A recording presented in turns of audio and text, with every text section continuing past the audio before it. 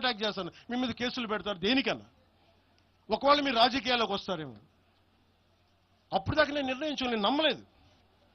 నేను అందరిలాగే సగటు మన మల్లికార్జున లాగా, చుంచుపెంటలో మల్లికార్జున నేను అమాయకుని నమ్మా అలాంటి ఎందుకు చేస్తారని. కానీ 2 సంవత్సరాల తర్వాత చాలా పకడ్బందీగా ఆ అధికారి ఏం చెప్పాడు అదే చేశారు. ఈరోజు బెదిరించే వాళ్ళకి చెప్తా ఉన్నా, రాజశేఖర రెడ్డి గారి బతుకున్నప్పుడు తెరవని గొంతంతా, లెగవని గొంతంతా ఇప్పుడు లెగుస్తా ఉంది. చెప్తున్నా, ఆ రోజు నేను గొంతు లేపని గుర్తుపెట్టుకోండి. చంపేస్తాం, రోడ్ల మీదకి వస్తే బెదిరిస్తాం అని చెప్పే నాయకుడు ఉన్నప్పుడు ఎదుర్కొన్నాం మేము. తుపాకీ ఇచ్చి వదిలేనంటే ప్రాణాలను వదిలేసి వచ్చాను రాజకీయాలు, గుర్తుపెట్టుకోండి. భయపడి కాదు. ఈ రోజున అదే చాలా మంది కాంగ్రెస్ తెలంగాణ నాయకులు ఉన్నారు, రాజశేఖర రెడ్డి గారు ఉంటే తెలంగాణ వచ్చేది కాదని. అలాంటి తెలంగాణ కోసం, ప్రేమ కోసం మేము ఆ రోజు పోరాటం చేశాం. భీమరావు బాడ ఎవరిది? అక్కడ ఆంధ్ర వాళ్ళు ఉంటారు భీమరావు బాడలో. కాంగ్రెస్ పార్టీ భవన్, గాంధీ భవన్ పక్కన కూర్చొని ఎనెక్స్ చేస్తా, ఆక్యుపై చేస్తా ఉంటే ఇంకెక్కడ స్థలం లేదా అని ఎందుకు మాట్లాడతాం అట్లా మాట? మీరు బెదిరిస్తా ఉంటే బెదిరిపోతామా మేము? ఇది ఒక్క కాంగ్రెస్ నాయకుడి గురించి కాదు. రేవంత్ రెడ్డి గారు ఇప్పుడు వచ్చారు కాంగ్రెస్లోకి. ఇదే రేవంత్ రెడ్డి గారిని అఖిలపక్ష సమావేశానికి ఆయన పిలవలా. రేవంత్ రెడ్డి గారిని ఆయన టీడీపీ నాయకుడు అని చెప్పి ఆ రోజున, అది మాకు తెలుసు. మరి ఆ రోజు కూర్చోబెట్టి ఆయన కూడా ఉన్నారు ఆ రోజున. ఎవరు ఎటు అవుతారు ఏం తెలుసు మనకి? అసలు ఆ రోజు ఆయన జైల్లో పెట్టారు, ఇబ్బందులు పడ్డారు. అలాంటి ఆయన ముఖ్యమంత్రి అయ్యాడు. ఆయనకు మనస్ఫూర్తిగా శుభాకాంక్షలు తెలియజేశాం.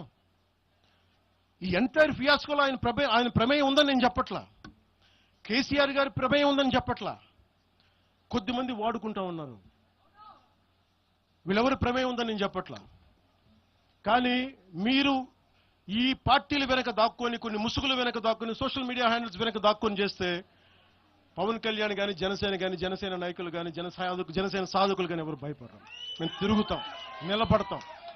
అలాగే కేంద్ర ప్రభుత్వం కూడా దీని మీద దృష్టి పెట్టాలి.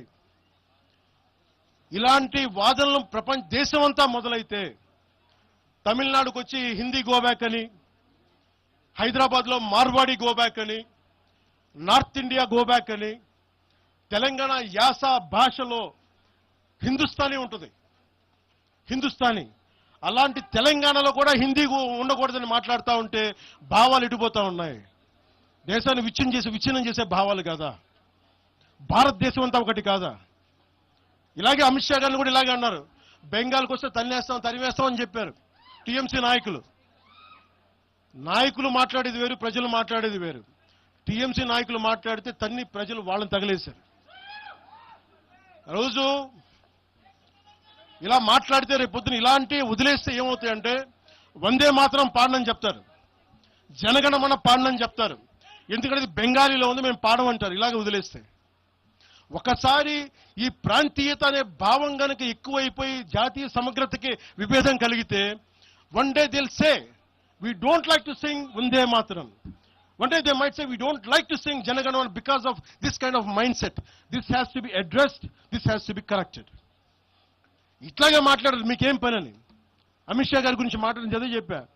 జనగణమన మేము పాడతాం, మేము వందే మాత్రం మాట్లాడతాం, మేము బెంగాలీ అనుకోలే, మా భాష అనుకున్నాం, అది మా భారతదేశ భాష అనుకున్నాం. అలాంటిది తెలంగాణని ఇంకెంత గుండెల్లో పెట్టుకుంటాం, తెలంగాణ ఎంత లోపట్టుకుంటుంది, తెలంగాణ కోసం ఎంత చచ్చిపోతాం. నేను ఆంధ్రప్రదేశ్కి దృష్టి సారిస్తున్న ఒకటే, తెలంగాణకి యువత వలసలు తగ్గాలంటే ఆంధ్రప్రదేశ్లో యువతకు ఉద్యోగాలు అక్కడ రావాలి, తెలంగాణ యువతకి ఇక్కడ ఉద్యోగాలు, దానికోసం మా ప్రయత్నం.